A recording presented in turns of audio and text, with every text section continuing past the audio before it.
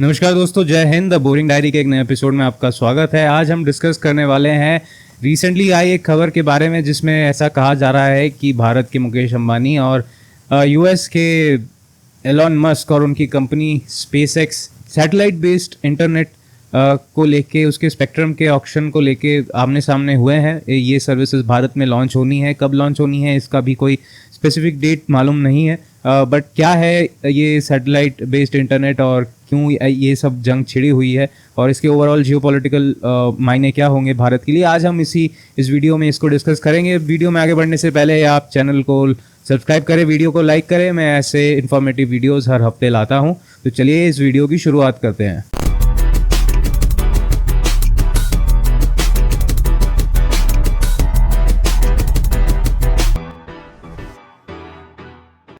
तो पहले ये जान लेते हैं सैटेलाइट बेस्ड इंटरनेट क्या होता है। बेसिकली सैटेलाइट बेस्ड इंटरनेट में, जैसा कि नाम बताता है, हम इंटरनेट का जो कनेक्शन होता है डायरेक्टली वाया सैटेलाइट ट्रांसमिट करते हैं। अनलाइक जो ट्रेडिशनल सैटेलाइट होता है, जो कि मोबाइल टावर्स के थ्रू जो सिग्नल्स आते हैं इंटरनेट को कनेक्ट करने के लिए, हम उस पर डिपेंड नहीं करते हैं। इसका सबसे बड़ा फ़ायदा क्या होता है सैटेलाइट इंटरनेट का, कि ये जो सर्विसेज होती है सैटेलाइट बेस्ड इंटरनेट की, उसको हम किसी भी लोकेशन, जितना ही आइसोलेटेड एरिया क्यों ना हो, हम वहाँ पे उसको यूज़ कर सकते हैं इंटरनेट को। बस शर्त है कि जो सैटेलाइट है, जो कंपनी ये प्रोवाइड कर रही है, उसका जो सैटेलाइट नेटवर्क है वो बहुत बड़ा हो और आप कहीं भी हो, उसका कोई ना कोई सैटेलाइट आपके आसपास आपके मौजूद हो। अब ये तो सबसे बड़ा फ़ायदा हुआ। इसका एक सबसे बड़ा नुकसान क्या होता है कि ये बहुत ज़्यादा महंगा मीडियम ऑफ इंटरनेट है, बट इसका जो एप्लीकेशन है और वो बहुत ही ज़्यादा वाइड है और खासकर इसका मिलिट्री एप्लीकेशन उससे भी ज़्यादा इम्पॉर्टेंट है। और यही कारण है आज मैं ये वीडियो बना रहा हूँ कि ये जो हमने आउट ऑफ द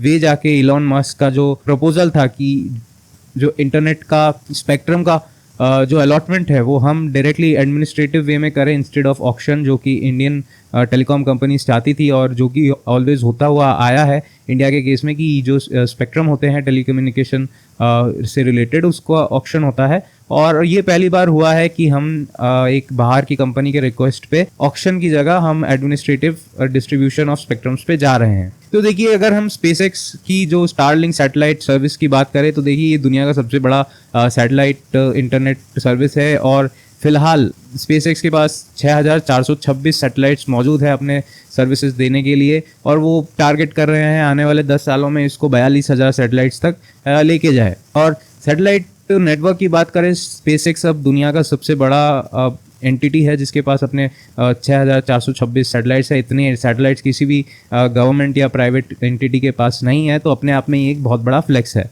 और अपने आप में एक बहुत बड़ा एडवांटेज है in terms of vertical integration of your services.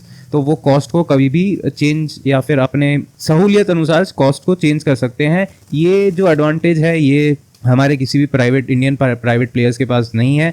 भारतीय एयरटेल के पास जो वन वेब नामक इंटरनेट सर्विसेज है, वो भी एक यूरोपियन कंपनी के साथ जॉइंट वेंचर में उन्होंने बनाया है। और आई डोंट नो कि मुकेश अंबानी का सैटेलाइट इंटरनेट को लेके क्या प्लान है। But as far as the technology is concern, satellite internet ऐसा कोई बहुत एडवांस टेक्नोलॉजी नहीं है। भारत के पास ऑलरेडी ये टेक्नोलॉजी अपने मिलिट्री यूज़ किया जा रहा है और फिलहाल ये जो टेक्नोलॉजी है वो BSNL प्रोवाइड करती है इंडियन आर्मी को, और ये जो टेक्नोलॉजी है वो इम्प्लीमेंट हमारे लिए लद्दाख रीजन में किया जाता है। BSNL इस टेक्नोलॉजी को VSAT नाम से डेजिग्नेट करती है। इन टर्म्स ऑफ कॉम्प्लेक्सिटी ये बहुत कोई हाईटेक टेक्नोलॉजी नहीं है, बस ये है कि आपको coverage all the time, all through out, आप कहीं भी हो उस पर्टिकुलर ज्योग्राफी में, आपको एक अच्छी स्पीड और कंटिन्यूस लिंक मिलता रहेगा आपके सैटेलाइट के थ्रू। बस शर्त है कि वो आपके एरिया में आपके सर्विस प्रोवाइडर का कोई ना कोई सैटेलाइट। तो इसका डिसएडवांटेज या कंसर्निंग बात क्या है, देखिए चूंकि आप इस सैटेलाइट सर्विस, जो स्टारलिंक का सैटेलाइट सर्विस है या फिर सैटेलाइट हार्डवेयर है, ये बहुत छोटा सा एक हार्डवेयर है। इसका एक आईपैड जितना या फिर एक लैपटॉप जितना इसका एंटीना होता है, जिसको आप कहीं भी लेके जा सकते हैं। आप किसी जंगल में हो, कहीं भी हो,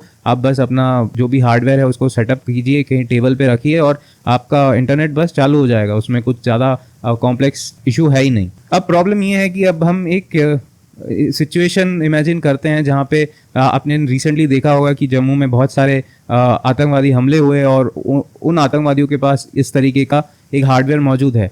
और ऐसे में ऐसा भी हो सकता है कि मान लीजिए, चूँकि हम उस लोग अभी तक हम क्या करते थे कि हमको इंटरनेट अगर रोकना है तो हम वहाँ के टावर्स को टावर्स और सर्विस प्रोवाइडर्स को बोल के उन टावर से सिग्नल बंद करवा देते थे। बट इंटरनेट सैटेलाइट सर्विसेज के मामले में ऐसा नहीं हो पाएगा, और मेरे ख्याल से सैटेलाइट को सिग्नल या फिर इंटरनेट डिस्ट्रीब्यूशन बंद करवा पाना एक बहुत टफ काम है। इसके साथ सरकार कैसे डील करेगी, ये एक बहुत बड़ा चैलेंज हो सकता है।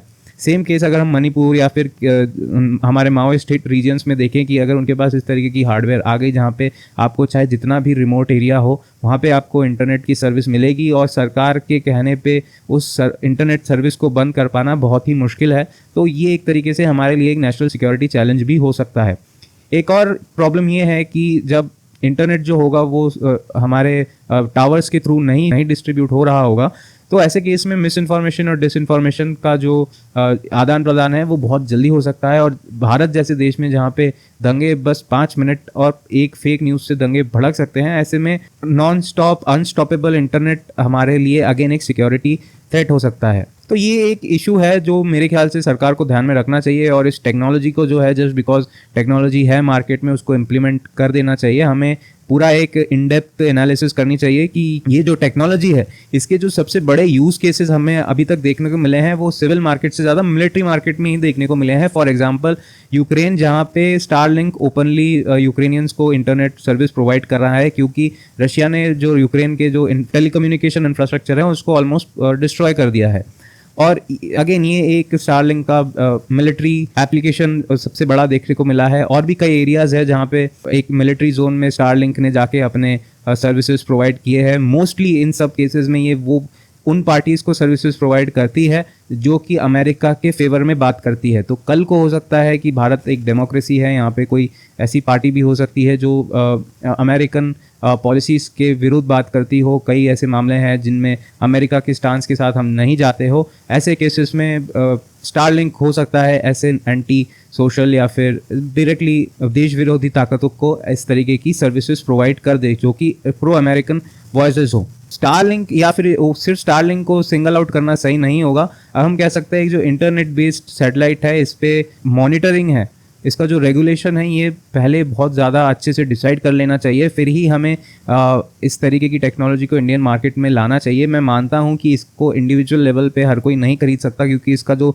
बेसिक हार्डवेयर सॉफ्टवेयर का स्टार्टिंग प्राइस ही 50,000 के अराउंड है, और मंथली इसका जो सब्सक्रिप्शन प्लान है वो भी करीबन 7 से 8 हज़ार के अराउंड पड़ता है।